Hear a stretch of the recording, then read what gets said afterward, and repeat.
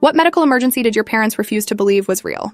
My mother made me eat peanut butter sandwiches every single day for lunch starting the week I turned 12. Not because I liked them, but because she'd decided my recent complaints about feeling sick after eating trail mix were psychological weakness that needed to be conquered through exposure. She'd read some article online about how modern parents were creating allergic children through overprotection and fear-mongering, and she became obsessed with proving that allergies were manufactured conditions existing only in the minds of weak-willed people who'd been coddled into hypochondria. She announced at dinner one Sunday that our family would no longer acknowledge or accommodate any claimed food sensitivities because doing so would only reinforce imaginary limitations. The trail mix incident had happened 3 weeks earlier at school. I'd eaten some from a bag my friend Olivia shared during lunch, and within 20 minutes my mouth felt strange and tingly, like I'd burned it on hot soup. My tongue started swelling slightly, and I felt nauseous enough to visit the school nurse, who gave me Benadryl and called my mother to pick me up early. Mom arrived irritated that her workday had been interrupted for what she deemed dramatic attention-seeking. She lectured me the entire drive home about the power of suggestion and how reading food labels created psychosomatic reactions in suggestible minds.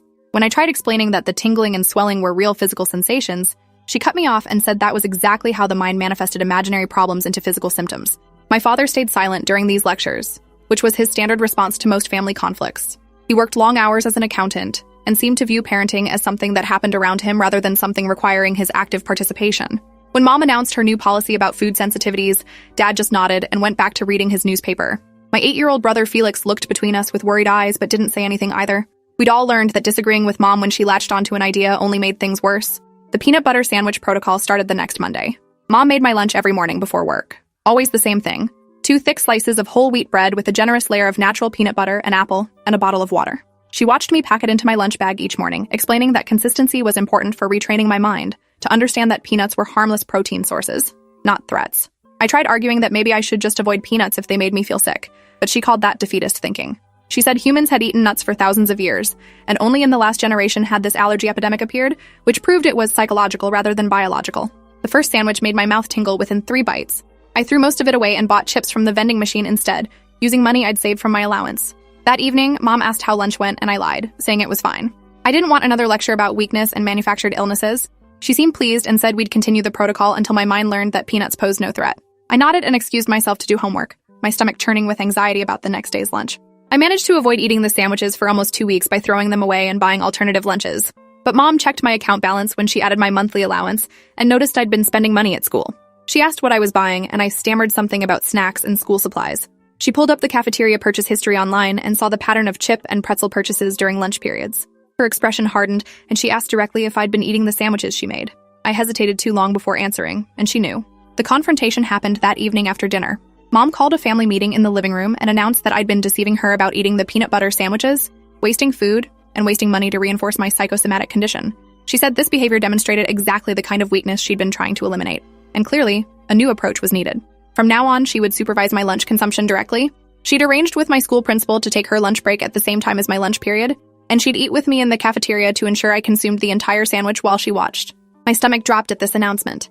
Having my mother supervise my lunch like I was a toddler who couldn't be trusted would be humiliating in front of my classmates. Felix looked at me with sympathy, but said nothing. Dad made a small sound that might have been objection, but when Mom turned to look at him, he went quiet and stared at his hands. She continued explaining that this intervention was necessary because I'd proven I couldn't be trusted to follow through on my own, and enabling my avoidance would only deepen my psychological dependence on imaginary limitations. The supervised lunches started the next day. Mom arrived at the cafeteria at noon with her own lunch and sat across from me at my usual table. My friends scattered to other tables, clearly uncomfortable with a parent's presence. Mom unpacked my lunch and set the peanut butter sandwich in front of me, then opened her own salad and began eating while watching me expectantly. I picked up the sandwich with shaking hands, my throat already feeling tight with anxiety.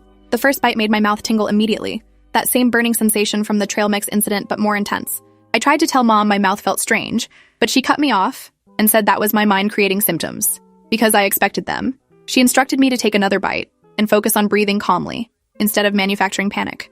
I took a second bite, and the tingling spread to my lips and tongue, which started feeling swollen and strange. My throat felt scratchy and uncomfortable. I set the sandwich down and said I really didn't feel well, that something was wrong. Mom's expression hardened and she told me to stop performing and finish eating. When I hesitated, she leaned forward and said in a low, firm voice that I would eat every bite of that sandwich, or she'd make me eat 2 sandwiches tomorrow while she watched. I forced myself to keep eating despite the growing discomfort in my mouth and throat. By the 4th bite, my tongue felt genuinely swollen, and my breathing seemed slightly harder than normal. I started to panic, which Mom immediately seized on as proof of psychological reaction. She told me to calm down, that my breathing was fine and I was working myself into hysteria. She made me finish the entire sandwich while she sat there watching with this satisfied expression like she was winning some battle against modern parenting weakness. When lunch ended, I felt sick and shaky, but Mom seemed pleased with herself as she walked me to my next class. That afternoon, I developed hives on my arms and chest. The school nurse noticed them during gym class and sent me to her office. She asked what I'd eaten for lunch, and when I told her about the peanut butter sandwich, her expression shifted to concern. She called my mother and suggested I might be developing a peanut allergy that needed medical evaluation. I could hear Mom's sharp voice through the phone, explaining that the school was enabling my psychosomatic behavior, and she wouldn't waste money on unnecessary medical tests for an imaginary condition. The nurse tried to argue that hives were an objective physical symptom, but Mom cut her off and said skin reactions could be caused by stress and anxiety, which I was clearly experiencing due to excessive accommodation of my fears. The nurse gave me Benadryl again and made detailed notes in my file. Before I left her office, she asked quietly if I felt safe at home. The question startled me. I nodded automatically, though I wasn't sure it was true. She made me promise to come see her immediately if I had any trouble breathing or if my throat felt swollen after eating.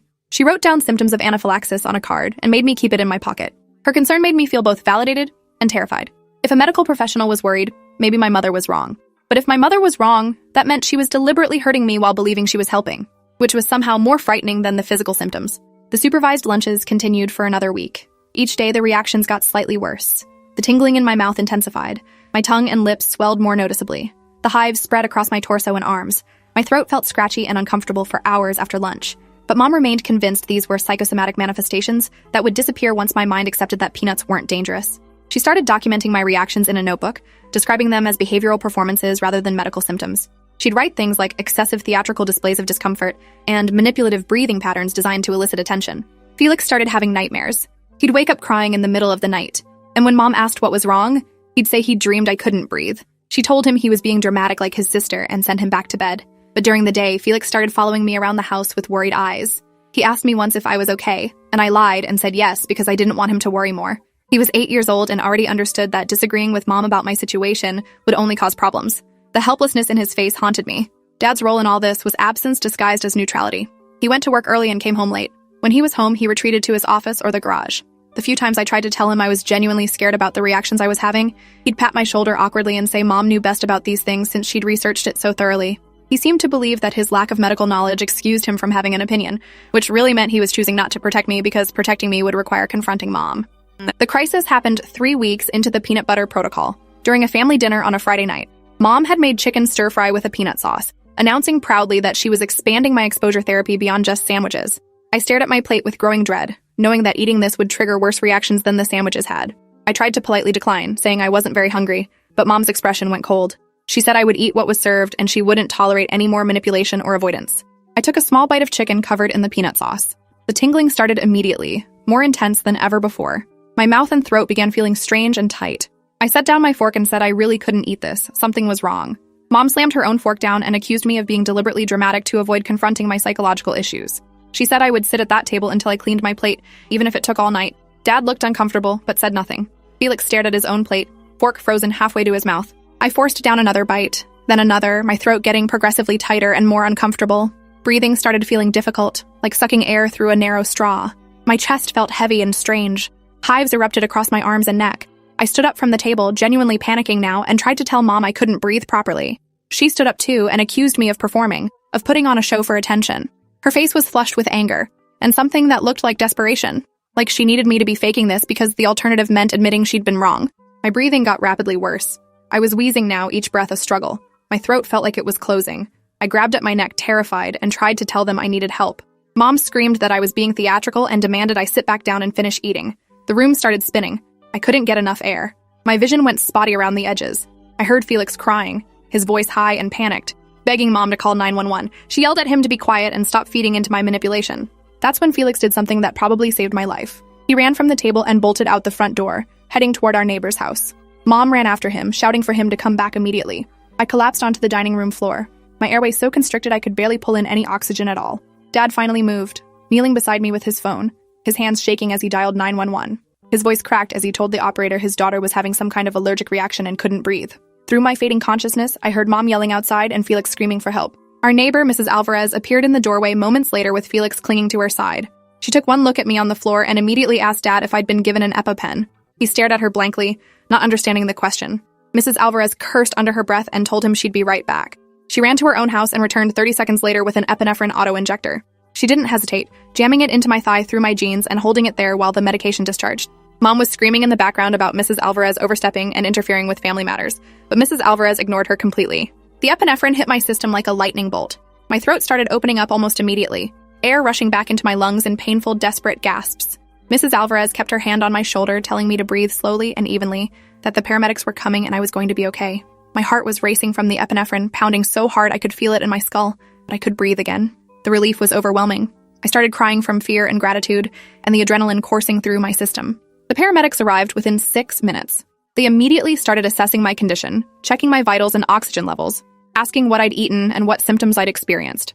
Mom tried to intervene, insisting this was all psychological and they were reinforcing my attention-seeking behavior by treating it as a medical emergency. One of the paramedics, a woman named Gloria, turned to my mother with an expression of barely controlled fury. She said my oxygen saturation had been dangerously low, and I'd been in full anaphylactic shock when they arrived. This wasn't psychological. This was a life-threatening allergic reaction that required immediate medical intervention. Mom's face went through several expressions: confusion, denial, anger, and something that might have been fear. She tried to argue, pulling out her notebook full of documentation about my supposed behavioral issues. Gloria looked at the notebook, reading passages where Mom described my reactions as performances and manipulations. Her expression hardened further. She told Mom that documenting a child's allergic reactions as behavioral problems while continuing to force exposure to allergens was medical neglect at minimum, possibly abuse. She said the hospital would be filing a mandatory report with Child Protective Services. The ride to the hospital passed in a blur of continued treatment and monitoring. They gave me additional medications to prevent a secondary reaction and kept me on oxygen. Felix rode in the ambulance with me, holding my hand tightly and crying quietly. The paramedic assigned to monitor me asked him gently how long this had been going on. Felix's voice was small and scared as he explained about the peanut butter sandwiches and supervised lunches and Mom's insistence that allergies weren't real. The paramedic took notes while maintaining a carefully neutral expression, but I could see anger tightening her jaw. At the hospital, I was taken immediately to the emergency department while Felix was sent to a waiting area with a social worker. A team of doctors and nurses surrounded me, continuing treatment and running tests. An allergist was called in to assess my condition. She asked detailed questions about when my symptoms had started, what I'd been exposed to, and how my mother had responded. I told her everything, too exhausted and scared to lie or downplay any of it. The allergist's expression grew increasingly grim as I described the weeks of forced peanut exposure and my mother's insistence that my reactions were psychological. The allergist ordered comprehensive allergy testing despite my mother's protests from outside the treatment area. The tests came back showing severe allergy to peanuts and tree nuts, along with moderate allergies to several other foods. The allergist explained that I'd likely developed the peanut allergy recently, as sometimes happens during adolescence, and that continuing to force exposure after symptoms appeared had been incredibly dangerous. Each exposure had sensitized my immune system further, making subsequent reactions worse. Tonight's reaction could have been fatal if Felix hadn't gotten help when he did. A woman from Child Protective Services arrived around midnight. Her name was Patricia, and she had kind eyes that had seen too much suffering. She interviewed me privately, asking about the peanut butter protocol, my mother's beliefs about allergies, and whether I'd ever been denied medical care for other conditions. I explained everything as clearly as I could, my voice hoarse from the throat swelling. Patricia took detailed notes and assured me that she would investigate thoroughly. She asked about Felix and whether he was safe at home. I told her Felix had saved my life tonight by running for help, and I was terrified what Mom might do to him for disobeying her. Patricia went to interview Felix next, and I could hear his small voice through the wall describing how scared he'd been watching me struggle to breathe. He told Patricia about his nightmares and how Mom had called him dramatic for worrying about me. He described how Dad never intervened or disagreed with Mom about anything. Patricia spent over an hour with Felix, gentle and patient as he shared his fears and observations. When she finally emerged, her expression was set and determined. She told the hospital staff she was placing both Felix and me in emergency protective custody pending investigation.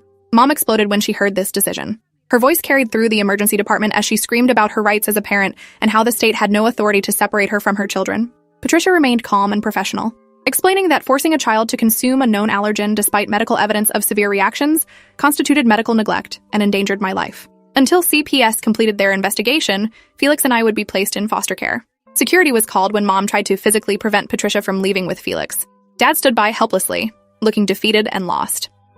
We spent that night in emergency foster care with a couple named Denise and Malcolm, who specialized in crisis placements. Their house was quiet and comfortable, with a spare bedroom that Felix and I shared. Felix crawled into bed with me around 2 a.m, shaking and crying. He kept apologizing for getting me taken away from home. I held him and told him he'd saved my life, and I was so proud of how brave he'd been. He fell asleep eventually, curled against my side, while I stared at the ceiling processing everything that had happened.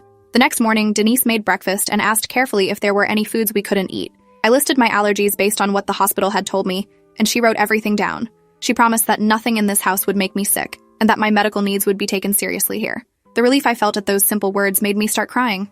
Denise hugged me and said I was safe now, and nobody would force me to eat anything dangerous. Malcolm sat with Felix at the table, teaching him a card game to distract him from the stress of the situation. Patricia visited later that day to check on us and explain the investigation process. She'd already interviewed the school nurse, who provided detailed documentation of my repeated allergic reactions and my mother's refusal to seek medical evaluation. She'd interviewed Mrs. Alvarez, who described Felix's panicked state when he ran to her house and my mother's angry response to her intervention. She'd reviewed the notebook my mother had been keeping, which contained months of documented allergic reactions described as behavioral problems. The evidence was extensive and damning. The investigation expanded when Patricia interviewed my primary care doctor, who reported that my mother had canceled multiple appointments over the past year when the doctor wanted to discuss my symptoms and run allergy tests. Mom had told the doctor's office that we were seeking alternative medicine approaches and wouldn't be returning.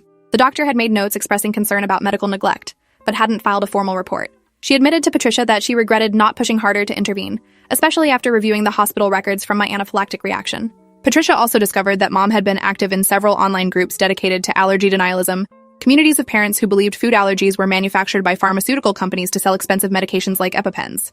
Mom had posted extensively about her plan to cure my psychological food sensitivity through forced exposure therapy. Other group members had encouraged this approach, sharing their own stories of refusing to accommodate their children's claimed allergies. Patricia was working with law enforcement to investigate other families in these groups for potential child endangerment. The court hearing happened 5 days after my hospitalization. A judge reviewed the evidence Patricia had compiled, medical records documenting my severe allergy, the notebook full of my mother's observations describing genuine allergic reactions as behavioral performances, testimony from the school nurse and doctor about canceled appointments and refused interventions, statements from the paramedics about my near-death condition, and screenshots of Mom's posts in the allergy denialism groups. The judge's expression grew increasingly stern as each piece of evidence was presented. Mom's lawyer tried to argue that she genuinely believed allergies were psychological and had been trying to help me overcome an imaginary limitation. The judge cut him off and said that a parent's sincere belief in pseudoscience didn't excuse medical neglect, especially when medical professionals had repeatedly tried to intervene and been refused. He noted that Mom had continued forcing peanut exposure even after I developed documented allergic reactions, and her insistence on supervised lunches showed deliberate intent to ensure I consumed the allergen, rather than ignorance of the danger. Dad was also called to testify. He sat in the witness stand looking miserable and small, admitting he'd known I was having reactions to the peanut butter, but had deferred to Mom's judgment because she'd seemed so certain of her research. The judge asked him directly why he hadn't intervened when I was clearly suffering. Dad had no good answer. He mumbled something about not wanting to undermine Mom's parenting decisions and cause conflict in the marriage. The judge told him bluntly that his passivity had enabled abuse and endangered his children's lives. His silence had been complicity. Felix was interviewed by the judge in chambers with Patricia present.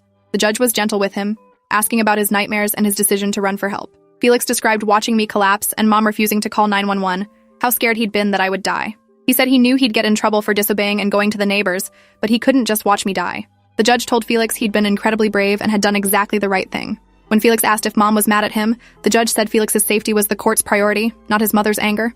The judge's ruling was comprehensive and severe. He found that both parents had engaged in medical neglect, with Mom as the primary perpetrator and Dad as an enabling accomplice through his failure to protect. Felix and I would remain in foster care until both parents completed extensive requirements including parenting classes, psychological evaluation, and supervised therapy. Mom would be required to complete additional education about allergies and medical compliance with a certified allergist. Neither parent would have unsupervised contact with us for a minimum of 6 months. Additionally, the judge ordered a criminal investigation into whether Mom's actions constituted felony child endangerment. He noted that forcing a child to consume a known allergen despite repeated medical evidence of severe reactions went beyond poor judgment into criminal territory. The prosecutor's office would review the case and decide whether to file charges. Mom started crying in the courtroom, but these tears looked more like self-pity than genuine remorse. She kept saying she'd only been trying to help me, that she'd thought she was making me stronger. Denise and Malcolm's home became our residence for the next 8 months. They were patient and kind, treating us like temporary family rather than obligations. Denise took me to follow-up appointments with the allergist, who prescribed 2 EpiPens that I was required to carry at all times. She taught me how to read labels carefully and advocate for my medical needs. The allergist was blunt about how serious my allergy was and how close I'd come to dying. She said that another exposure to peanuts without immediate epinephrine would likely be fatal. Felix thrived in the stability of Denise and Malcolm's house. His nightmares gradually decreased. He made friends at his new school and joined a soccer team. Malcolm taught him how to cook and do basic home repairs, father figure activities our actual father had never engaged in. Felix slowly stopped asking when we could go home and started calling Denise and Malcolm's house home instead. I felt guilty relief that he was healing in a way that suggested maybe we shouldn't go back. The supervised visits with our parents were awkward and tense. They happened twice a month at a CPS office with a social worker present. Mom spent the first several visits trying to justify her actions, insisting she'd been trying to help and had been misled by incorrect information online. The social worker had to remind her repeatedly that the visits were for rebuilding relationship with us, not defending herself. Eventually, Mom started focusing more on asking about school, and our lives with Denise and Malcolm, though the conversations felt forced and uncomfortable. Dad was quiet during these visits, clearly unsure how to interact with us now that his passive approach had been exposed as harmful. He brought small gifts sometimes, books he thought I'd like, a soccer ball for Felix, but he seemed unable to have real conversations about what had happened or offer genuine apologies. Felix started refusing to engage with Dad after a few months, just sitting silently during visits until time was up. I tried to maintain some connection, but it felt like performing relationship with a stranger. The therapy sessions revealed deeper problems in our family system. Mom's obsession with strength and overcoming weakness came from her own childhood, with a father who'd called her weak for having asthma. She'd internalized his messages so deeply that when I developed a real medical condition, she couldn't separate it from her own childhood trauma. She saw my allergy as a manifestation of the weakness her father had accused her of possessing, and curing me became a way to retroactively prove her father wrong. The therapist pointed out that Mom had essentially been torturing me to resolve her own unresolved trauma. Dad's passivity was rooted in his own family history of conflict avoidance. His parents had fought constantly during his childhood, and he'd learned that staying quiet and invisible was the safest approach. He'd carried that pattern into his marriage, enabling Mom's harmful choices because confronting her would require the kind of conflict he'd spent his life avoiding. The therapist challenged him to understand that protecting his children required tolerating discomfort and standing up to harmful behavior, even when it meant conflict with his spouse. Felix's therapy sessions focused on helping him process the guilt he felt about getting help when Mom told him not to. He'd internalized the message that disobeying parents was always wrong, and he struggled with having been the one to bring outside intervention to our family.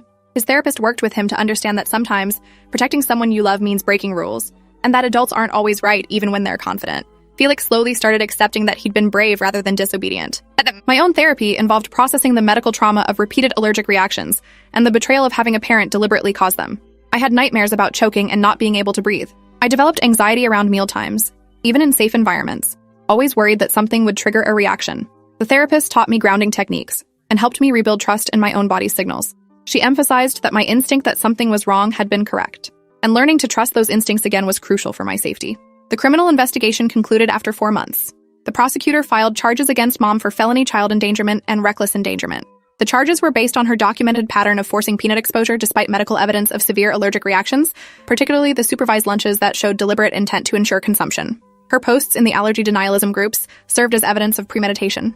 Dad wasn't charged criminally but faced potential civil liability for failure to protect. Mom's trial happened quickly. Her lawyer tried to mount a defense based on sincere belief in alternative medical theories, but the prosecution demolished this argument by showing that multiple medical professionals had attempted to intervene and been refused.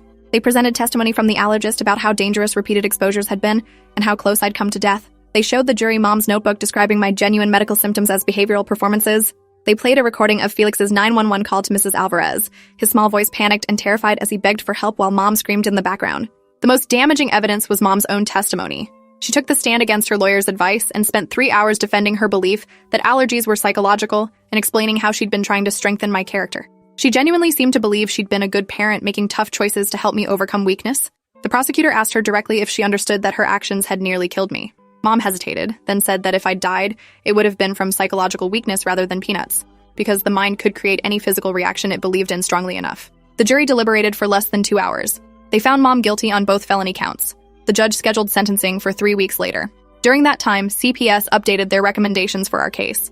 They suggested that Felix and I remain in foster care indefinitely, with Mom required to complete at least 2 years of intensive therapy before any consideration of reunification.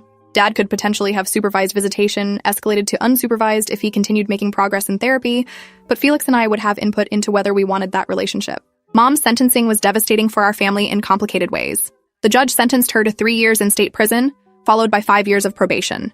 He told her directly that she'd tortured her child while claiming to help, that she'd ignored medical professionals who tried to intervene, and that her complete lack of remorse or understanding even during trial demonstrated she remained a danger. He said that parents who genuinely harmed children while believing they were helping were still dangerous because sincere wrong belief didn't prevent real damage. Felix and I testified during the sentencing phase about the impact of Mom's actions. I described the terror of not being able to breathe while my mother insisted I was faking, the months of forced peanut consumption despite increasing reactions, the feeling of betrayal when someone who should protect you deliberately causes harm. Felix described his nightmares and his anguish watching me nearly die while our mother did nothing. We both said we didn't feel safe having any relationship with her until she truly understood what she'd done wrong, which we didn't believe had happened yet. Dad attended the sentencing but didn't testify. Afterward, he approached me and Felix in the courthouse hallway, tears streaming down his face. He apologized for not protecting us, for letting his fear of conflict endanger our lives, for being the kind of father who stood by while his child was harmed. He said he understood if we never wanted to see him again, but hoped someday we might give him a chance to prove he could be better. Felix turned away without responding. I told Dad I needed time to figure out if forgiveness was possible, but I appreciated that he was at least acknowledging what he'd failed to do. The next 2 years passed in relative peace at Denise and Malcolm's house. They officially became our foster parents with intention to adopt if reunification with our bio parents didn't happen. Felix and I slowly healed from the trauma, though some effects lingered. I remained hypervigilant about food and carried my EpiPens everywhere. Felix struggled with trusting adult authority figures and had to work through anxiety about whether people would believe him when he reported problems. But we both had therapy and support, and the knowledge that we were genuinely safe in this house. Mom served her full prison sentence with minimal early release. We received occasional letters from her during those 3 years, which her therapist encouraged her to write as part of taking accountability. The early letters were still full of justifications and defenses. Later letters showed more genuine understanding of what she'd done, and acknowledgement of the harm caused. By the 3rd year, her letters included real apologies without qualifications or explanations. Felix never read them. I read every one, watching her slow evolution towards something resembling true remorse. Dad maintained supervised visits that slowly increased in frequency and duration, as he proved himself capable of prioritizing our safety over conflict avoidance. He completed his therapy requirements and took parenting classes focused on recognizing and responding to medical needs. His relationship with Felix remained damaged and distant. Felix was civil during visits but never warm, maintaining emotional walls that Dad couldn't penetrate. My relationship with Dad improved incrementally, though it would never be what it could have been if he'd protected us when we needed him. When I turned 16, the court allowed me to make decisions about future contact with both parents. I chose to maintain limited relationship with Dad, who'd proven through years of consistent effort that he'd genuinely changed his passive patterns. I declined any contact with Mom, even though she'd been released from prison and completed extensive therapy. Her letters suggested she understood what she'd done, but I wasn't ready to face her yet. Possibly ever. The trauma of being deliberately poisoned by your mother while she convinced herself she was helping doesn't heal easily or completely. Felix made the same choice when he turned 14. He wanted nothing to do with either parent, viewing Dad's passivity as equally unforgivable as Mom's act of harm. He legally changed his last name to match Denise and Malcolm when they adopted him at 15. I kept my original name but understood his need to separate himself completely from people who'd failed to protect him. We both knew that biological family wasn't the same as chosen family, and sometimes the people who birthed you were less important than the people who kept you safe. Years later, I work as a patient advocate helping families navigate medical systems and recognize signs of medical neglect. I specialize in cases where parents refuse evidence-based medical care based on alternative theories or online misinformation. I teach workshops for doctors and teachers about identifying and reporting medical neglect before it escalates to life-threatening situations. Felix became a social worker focused on protecting children in dangerous home situations. We both turned our trauma into purpose, ensuring other kids didn't suffer what we'd endured. Mom's letters still arrive occasionally, full of apologies and requests to meet.